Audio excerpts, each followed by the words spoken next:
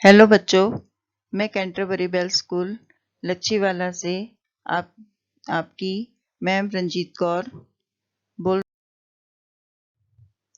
आज मैं आपको हिंदी व्याकरण में संकल्प पुस्तक कक्षा 5 पाठ 1 भाषा और व्याकरण का अध्ययन कराऊंगी। तो बच्चों, हम पाठ को पढ़ते हैं और उसको समझते हैं। जैसे मनुष्य एक सामाजिक प्राणी है, वह समाज का एक अंग है। समाज से उसका कोई अस्तित्व नहीं है। समाज में रहकर दूसरों के विचारों को समझने के लिए तथा दूसरों को अपने विचार समझाने के लिए वह जिस माध्यम का प्रयोग करता है वह भाषा है। अब बच्चों, हम लोग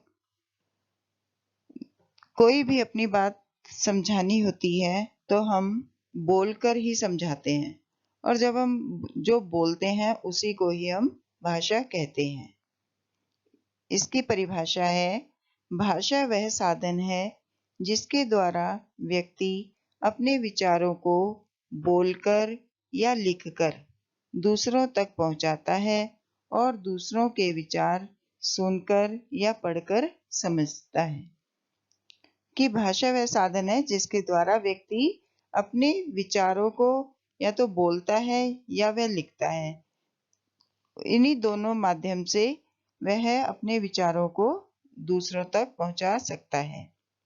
यद्यपि हम हाथ पैर हिलाकर, सिर आदि से संकेत द्वारा भी अपनी बात दूसरों तक पहुंचाते हैं या दूसरों के संकेतों को समझते हैं। चौराहे पर खड़ा सिपाही भी संकेत द्वारा ही जाने या रुकने को कहता है। पशु पक्षी भी तरह तरह की आवाजें निकालते हैं, किंतु संकेतों द्वारा बात कहना या तरह तरह की आवाजें निकालना भाषा नहीं है।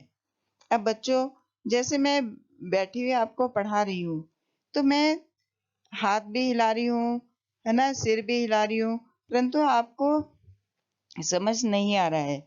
बस मैं जब बोल रही हूँ तभी आपको समझ आ रहा है कि भाई हाँ मैम क्या बोल रही है। तो इसी को ही हम भाषा कहते हैं। यदि भाषा ना हो तो हम अपने मन की बात दूसरों तक कैसे पहुंचाएंगे? भाषा के बिना तो हम सब गूंगे हो जाएंगे। अतः हमारे जीवन में भाषा का बहुत महत्व है। फिर उसके बाद हम भाषा को दो तरह से ही प्रयोग करते हैं, एक तो मौखिक भाषा और दूसरा है लिखित भाषा। तो मैं पहले आपको मौखिक भाषा के बारे में समझाती हूँ। भाषा का वह रूप जिसे हम मुंह से बोलते हैं और कानों से सुनकर समझते हैं उसे मौखिक भाषा या उच्चारित भाषा कहते हैं।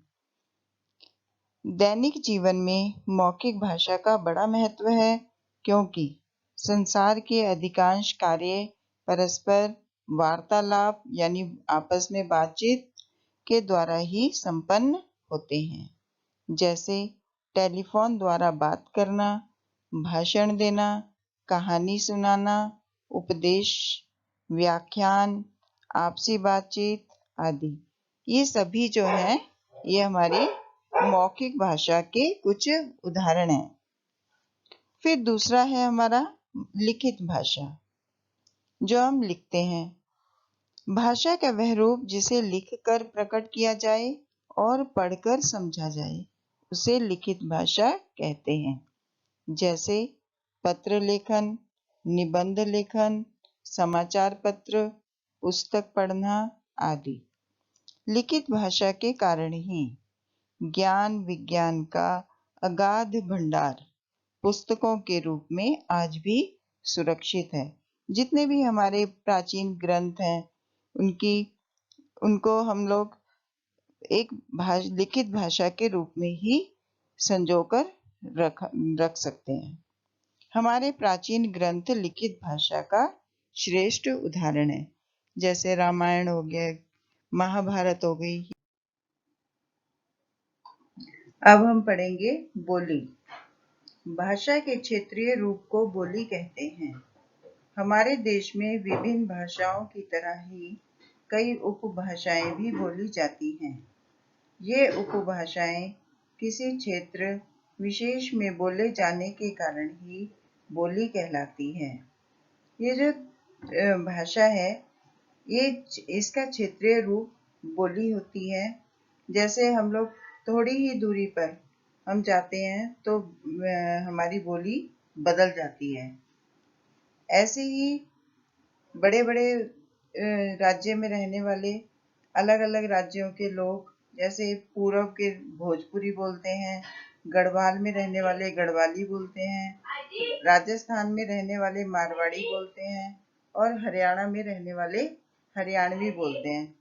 तो ये तो अलग अलग क्षेत्रों की भाषा हुई, बोली हुई। संसार में अनेक भाषाएं बोली जाती हैं।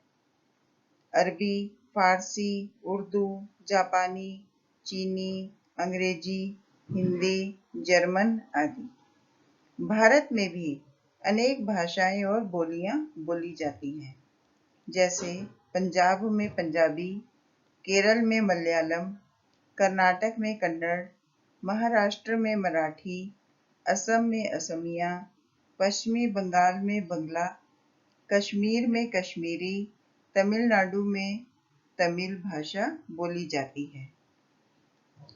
हिंदी हमारी राष्ट्रभाषा है। संस्कृत हमारी प्राचीन भाषा है। हिंदी है वह हमारे पूरे राष्ट्र में बोली जाती है, और जो संस्कृत है ये हिंदी भाषा की जननी भी कही जाती है। उसके बाद मैं आपको पढ़ाऊंगी लिपि। मौखिक भाषा को स्थायी रूप देने के लिए भाषा के लिखित रूप का विकास हुआ। जब हम मौखिक भाषा सभी लोग बोलते थे तो उसके बाद उसको लिखने का भी एक रूप दिया गया, जिससे इसका अधिक विकास हो सके।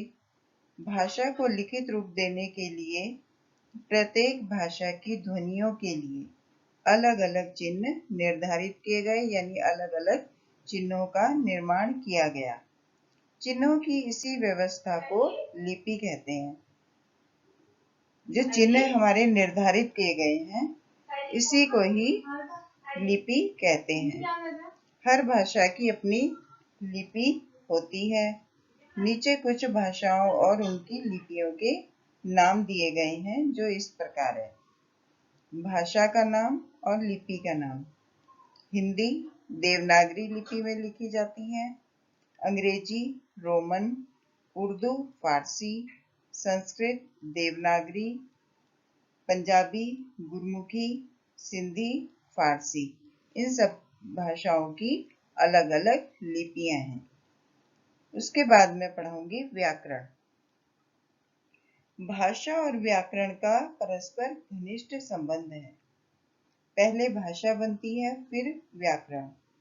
व्याकरण एक अच्छे शिक्षक की भांति हमारी गलतियों को हमें बताता है कि हम व्याकरण के द्वारा ही हम अपनी गलतियों में सुधार कर सकते हैं।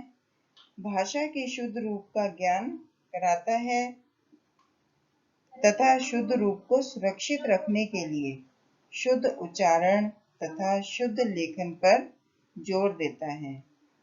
भाषा की शुद्धता व एक रूपता को बनाए रखने के लिए व्याकरण का ज्ञान अति आवश्यक है, कि हमें व्याकरण का ज्ञान अवश्य ही करना चाहिए, जिससे हमारी भाषा को एक सुंदर रूप मिल सके। व्याकरण वह शास्त्र है जिसके अध्ययन से किसी भाषा को शुद्ध रूप में बोलने या लिखने का ज्ञान होता है। व्याकरण का ज्ञान न होने से भाषा बोलते व लिखते समय अनेक गलतियां हो सकती हैं। अतः भाषा के शुद्ध स्वरूप को जानने के लिए व्याकरण के नियमों की जानकारी होना अति आवश्यक है। भाषा का ज्ञान यदि नहीं होगा तो हम बोलते वक्त अनेक प्रकार की शब्दों की गलतियां करते हैं और लिखते हुए भी अनेक गलतियां करते हैं। इसलिए जब हम भाषा को व्याकरण में सही ढंग से पढ़ेंगे तो हमें अपनी भाषा का अधिक ज्ञान प्राप्त होगा। व्याकरण के विभाग। व्याकरण को प्रायः 3 भागों में बांटा जाता है: वर्ण विचार, शब्द विचार और वाक्य विचार। इन तीनों के बारे में हम आने वाले अध्यायों में पढ़ेंगे।